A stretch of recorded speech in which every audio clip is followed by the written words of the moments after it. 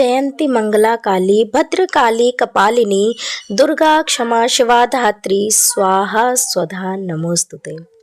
जय माता दी दोस्तों, 19 जून दिन सोमवार से नवरात्र प्रारंभ हो रहे हैं। कौन से? गुप्त नवरात्र। जी हाँ, जैसा कि आप सभी जानते ही हैं कि वर्ष में 4 नवरात्र आते हैं, 2 प्राकट्य नवरात्र और 2 गुप्त नवरात्र। नवरात्र यानी कि माँ शक्ति की आराधना का सर्वश्रेष्ठ समय। आषाढ़ माह के शुक्ल पक्ष की प्रतिपदा तिथि से ये गुप्त नवरात्र प्रारंभ होते हैं, जो कि इस वर्ष 19 जून दिन सोमवार से प्रारंभ होकर 27 जून तक मनाई जाएगी। इन गुप्त नवरात्र में हम विशेषकर 10 महाविद्याओं की पूजा करते हैं। इस समय की गई साधना आपकी जन्म कुंडली के समस्त दोषों को दूर करने वाली होती है तथा चारों पुरुषार्थ धर्म, अर्थ, काम और मोक्ष को देने वाली होती है। जो लोग सांसारिक हैं, गृहस्थ हैं, वो इन गुप्त नवरात्रियों में वैसे ही देवी माँ की पूजा अर्चना कर सकते हैं जैसे कि अन्य प्राकट्य नवरात्रियों में करते हैं। विशेषकर ये जो गुप्त नवरात्र का समय होता है वो साधना का समय होता है, माँ से जुड़ने का समय होता है। गुप्त नवरात्र में जो सबसे ज़्यादा पावरफुल समय बताया गया है वो है मध्य रात्रि से सूर्योदय तक का समय। यदि ये संभव ना हो तो सुबह उठकर स्नान आदि से निवृत्त होकर भी आप साधना कर सकते हैं।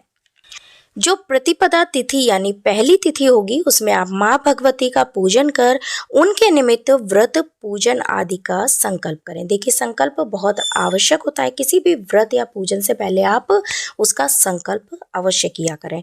माँ का पूजन करें। यदि आप घट स्थापना करना चाहते हैं, वैसे तो गुप्त नवरात्र में इसकी कोई आवश्यकता नहीं होती, ऐसा कोई विधान कहीं लिखित में नहीं आता है, लेकिन यदि आप करना चाहते हैं तो इस दिन यानी 19 जून को सुबह 6:05 से 8:04 तक आप घट स्थापना कर सकते हैं। इसके अतिरिक्त दिन में जो अभिजीत मुहूर्त होगा उसमें भी आप कर सकते हैं।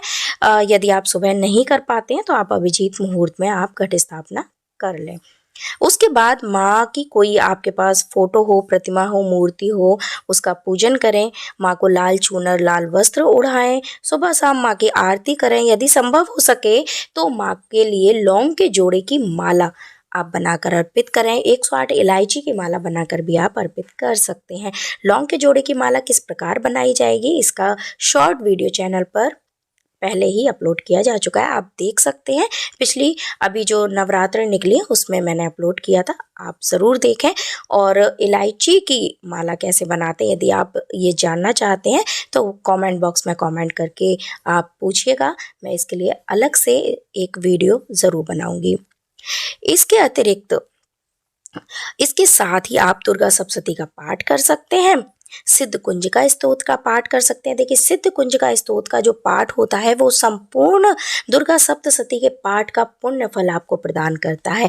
यदि आपकी संस्कृत शुद्ध है तो आप स्वयं पाठ करिए, अन्यथा आप किसी ब्राह्मण पंडित को बुलाकर आप घर पर इसका पाठ करवा सकते हैं। दुर्गा सप्तशती का संपूर्ण पाठ भी आप करवा सकते हैं, या फिर आप हमारे इस चैनल पर सिद्ध कुंजिका स्तोत्र के पाठ का वीडियो भी है, आप उसका श्रवण भी कर सकते हैं। इस प्रकार से आप माँ का 9 दिन पूजन करें, आरती करें, कन्या पूजन करें, इससे माँ अति शीघ्र प्रसन्न होती हैं। गुप्त नवरात्र में आप जो भी पूजन पाठ करें उसे गुप्त ही रखना चाहिए, इसीलिए इसका नाम गुप्त नवरात्र है। जी हाँ, कभी भी गुप्त नवरात्र में जो भी आप पूजन करें, साधना करें, उसका बखान ना करें। आप शांति से जो भी आप करें आप अपने मन में रखें, माँ को बताएं। इसके अतिरिक्त आप किसी से कुछ ना कहें कि आप क्या कर रहे हैं, किस प्रयोजन से कर रहे हैं, इसको आप हमेशा गुप्त ही रखें, तभी इसका संपूर्ण पुण्य फल प्राप्त होता है। और साधना, जो भी आप साधना करें, साधना सदैव उत्तर और पूर्व दिशा की ओर मुख करके ही करनी चाहिए। और देवी साधना मुख्य रूप से लाल रंग के आसन पर बैठकर ही करनी चाहिए। यदि आप काली माँ की साधना करें या उनका पूजन करें तो आप काले आसन पर भी बैठ सकते हैं, लेकिन देवी साधना हमेशा लाल रंग के आसन पर बैठकर ही करनी चाहिए।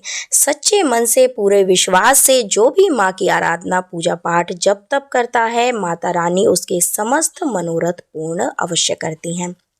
विशेषकर जो लोग आध्यात्मिक पथ पर अग्रसर हैं उनके लिए तो ये नवरात्र, ये गुप्त नवरात्र किसी चमत्कार से कम नहीं है।